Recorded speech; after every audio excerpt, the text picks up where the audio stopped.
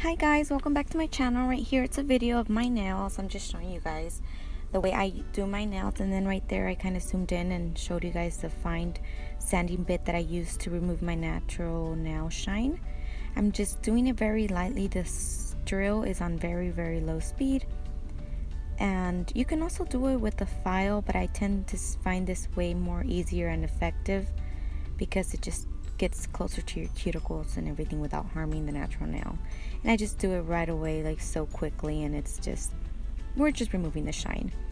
Then I wipe everything off with Synergy White from Organic Nails, and then I'm gluing my tips, making sure they fit from sidewall to sidewall. And a lot of people have been questioning the tips. These tips, I get them from a local nail shop. I don't know exactly where she gets them from, but I am gonna ask her, and then I'll put it another video later on. But this is what they are. They come in a little pack like this. I will ask where she gets them from, and they are pretty sturdy. They're easy to cut. They're not too strong, not too hard. They're long and everything, so they're pretty good nail tips. I really like them. And then I'm just cutting the nails. So my intentions were to go long, but after I filed everything, they ended up being short, which I was kind of disappointed, but I'll go long next time. And then I kind of just measure them like from side to side and cut if they're uneven or anything. Then I'm cutting the corners because I wanted them a little bit coffin. Well, more narrow than anything, because the coffin is like a little bit way more narrow than what I did. Then I'm just using this Mia Secret file. I think it's like a 180 grit. I like it because it's like squared and then rounded on top for the cuticle. Then I'm just forming the shape that I want, which is like a narrow coffin shape.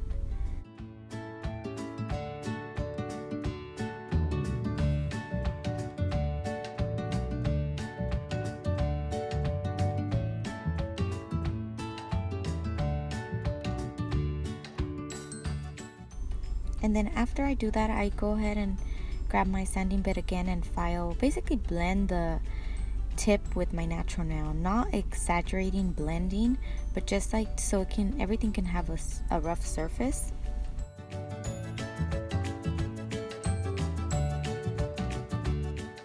Then I dust everything away and keep everything clean from dust and everything else.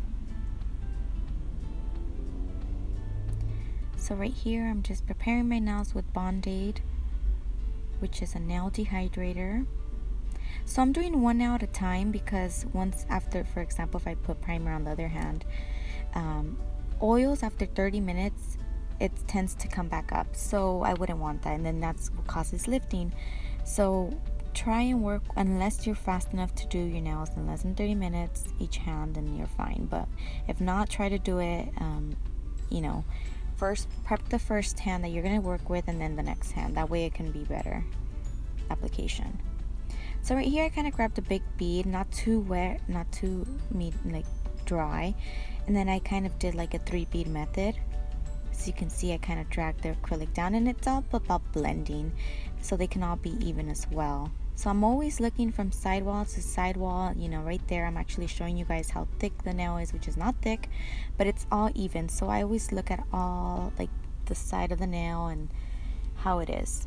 If you see bumps, try to smooth them out before the acrylic dries up. So as you can see right here, it's almost a one ball method, but not really. It's gonna add more. And then I don't like my nails too thick, so that, try not to make them too thick either. It looks nicer when they're not thick. And just keep a clean application.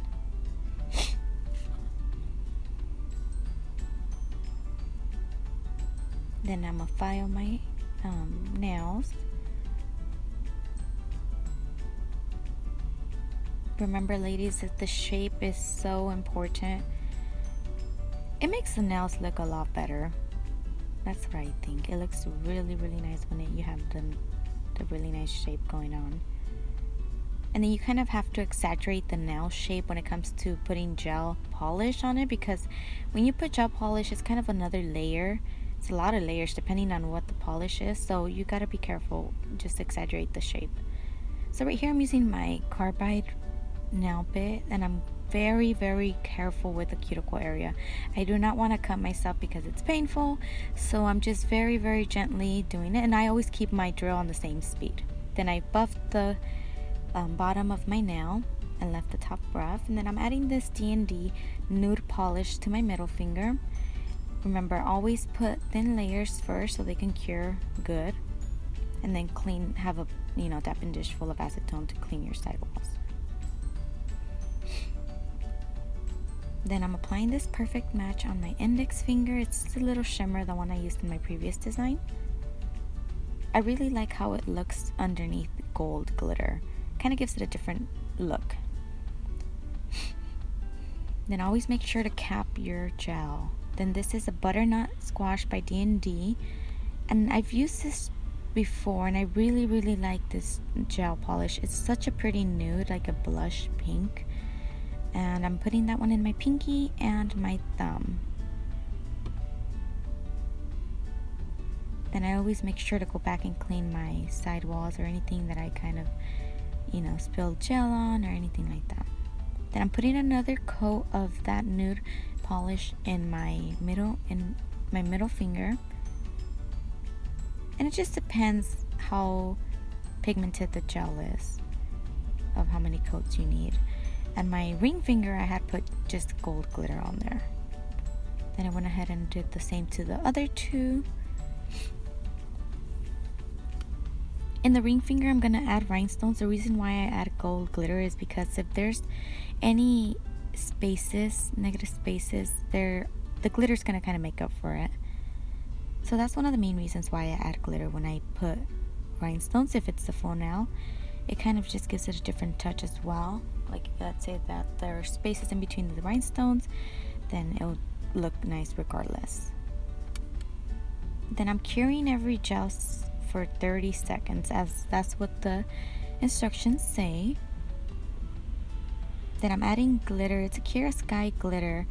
I'm not exactly sure the name of it, but I'll write everything in the link below, description below. And then when it comes to glitter, make sure you kind of put that one last, only because it tends to move around, so then you don't want a bump of glitter or anything.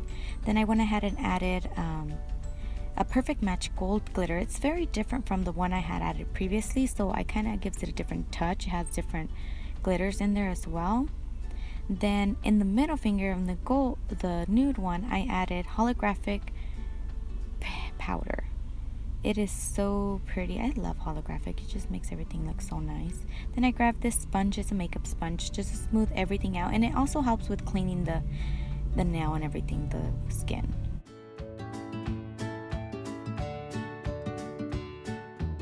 Then I'm gonna add clear top coat. It's a Kiera Sky Tack Free clear top coat on the fingers that are done. I used a different one for the middle finger. It's the same brand and everything is the same gel polish, except it's only used for chrome and for holographic because it tends to have loose glitter. So when it comes to me putting them in a like a solid color like that, then I don't want any glitter on there. So I use a different one. I have a separate one basically, especially for that. And then this one I cured it twice in the LED lamp for 30 seconds because it's just a thicker gel, so I want it to be cured completely. Then I'm using the Mia Secret resin and gluing my rhinestones. So I do it one light at a time, and I'm kind of doing a mixture of rose gold and Swarovski crystals AB. It's like I do one, then another one, then the other one. And then when it comes to crystals and doing a nail, I don't like to do the nail, first of all, thick.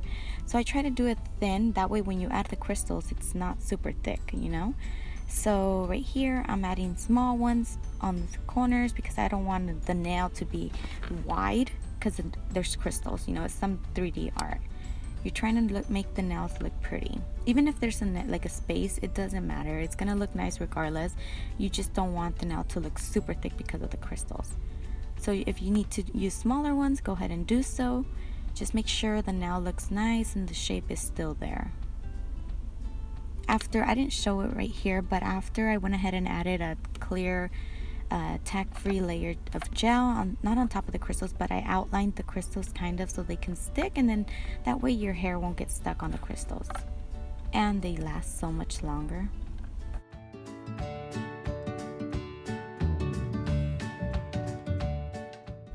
And this is a crystal. They are so pretty, as you can see how gorgeous it is. And it's not even thick. You see how the nail is thin?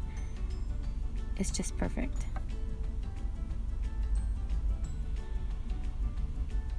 And that's the final result, guys. I hope you guys enjoyed watching this tutorial. If you guys want to see anything else, go ahead and comment the link below. And thank you all so much for watching. Don't forget to like and subscribe. Bye.